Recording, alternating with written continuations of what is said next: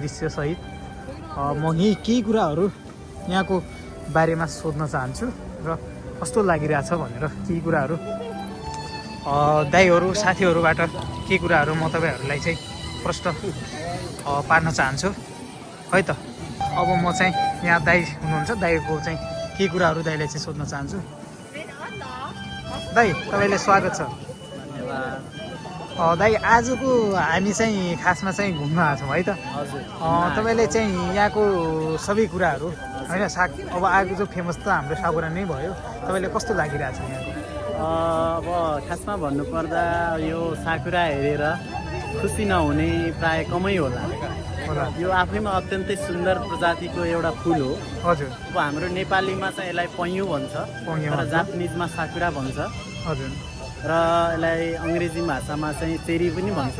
र आज हामी यो टोकियोको, जापानको टोकियोको उयानो पार्कमा छौँ। उयानो चाहिँ एकदमै फेमस पार्क हो।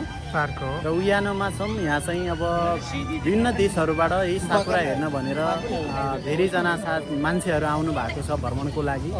र टोकियो आफैमा अब जापानमा पनि टोकियो आफैमा एउटा विकसित देश होइन र एकदमै अगाडि छ हरेक कुरामा।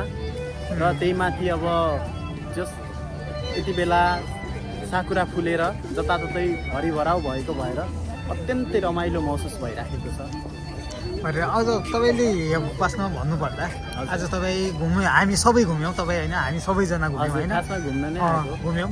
यहाँ घुम्दै गर्दाखेरि तपाईँले कस्तो किसिमको दृश्य देख्नुभयो, कस्तो किसिमको मान्छेहरू देख्नुभयो? देख्न जापानिज मात्रै देख्नुभयो या अन्य देशको पनि देख्नुभयो? तपाईँ चाहिँ केही कुराहरू यहाँ साथीहरूलाई जानकारी गराइदिनु अनुरोध गर्न चाहन्छु। अब दृश्य त सामान्य सबैजना यही साकुरा हेर्न आउनु भएको हो। र यसमा सामान्य बच्चादेखि एउटा युवा पुस्तादेखि एउटा वृद्ध अवस्थासम्मको मान्छेहरू आउनु भएको छ। र एउटा मात्रै देशको नभएर विभिन्न देशहरूबाट यो स्थानमा चाहिँ यो साकुरा हेर्नलाई चाहिँ पाल्नु भएको छ। र विभिन्न देशको मान्छेहरूलाई देखेर र एकदम बच्चाहरू बुढाहरू सबैजनालाई देखेर मन खुसी भएको छ। त्यसमाथि प्रकृतिले दिएको यो सुन्दर उपहार र यहाँ चाहिँ मान्छे रम्न आएको भएर आफूलाई पनि एकदम रमाइलो लाग्यो। रमाइलो लाग्छ जे होइन, आज सबैजना रमाइलो गर्नुहुन्छ? एकदमै रमाइलो है। हामी सबै रमाइलो छौँ।